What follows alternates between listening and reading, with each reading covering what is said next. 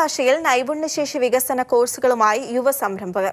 Covid കാലത്ത് തുടങ്ങിയ അവോധ എന്ന കമ്പനിയിൽ ഫ്രീലാൻസേഴ്സ് ഉൾപ്പെടെ 1500ഓളം ജീവനക്കാരാണുള്ളത്.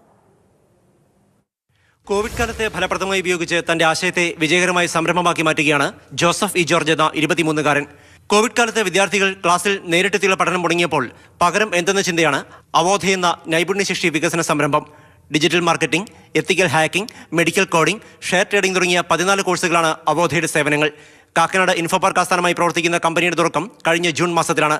പറവൂരിൽ തന്റെ വീട്ടിൽ 3 സുഹൃത്തുക്കളുമായി ജോസഫ് ആരംഭിച്ച കമ്പനിക്ക് ഇന്ന് ഫ്രീലാൻസേഴ്സ് ഉൾപ്പെടെ 1500ഓളം ജീവനക്കാരുണ്ട്.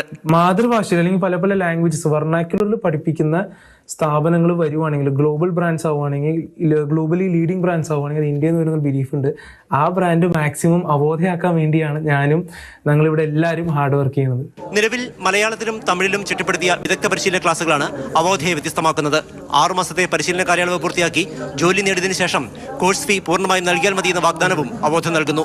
പരിശീലന കാലയളവിൽ 25% ഫീസ് നൽകി പരിശീലനം പൂർത്തിയാക്കാം. 3 മാസം ഓൺലൈൻ കോഴ്സും 3 മാസം ഇന്റേൺഷിപ്പുമായാണ് കോഴ്സ് ക്രമീകരണം. ഇന്റേൺഷിപ്പും തുടർന്ന് ജോലി കണ്ടെത്തലുമെല്ലാം അവോധ പൂർത്തിയാക്കും. അവോധ തുടങ്ങി 3 മാസം കൊണ്ട് വിദ്യാർത്ഥികളുടെ എണ്ണം 1000-ആയി. പിന്നെ പടിപടിയായി വളർന്നു. ഒരു വർഷത്തിനുള്ളിൽ തന്നെ 150-ലേറെ പേർക്ക് നേരിട്ടും 1500ഓളം പേർക്ക് പരോക്ഷമായും തൊഴിൽ കൊടുക്കുന്നതിനും 30,000-ഓളം യുവാക്കൾക്ക് തൊഴിൽ കണ്ടെത്താൻ സഹായിക്കുകയും ചെയ്തെന്ന് ജോസഫ് പറയുന്നു. തിരുവനന്തപുരം, കൊച്ചി, കണ്ണൂർ കൂടാതെ കോയമ്പത്തൂരും ഓഫീസുണ്ട്. വൈകാതെ അവോധ ബംഗളൂരുവിലുമെത്തും. മാതൃഭൂമി ന്യൂസ്, കൊച്ചി.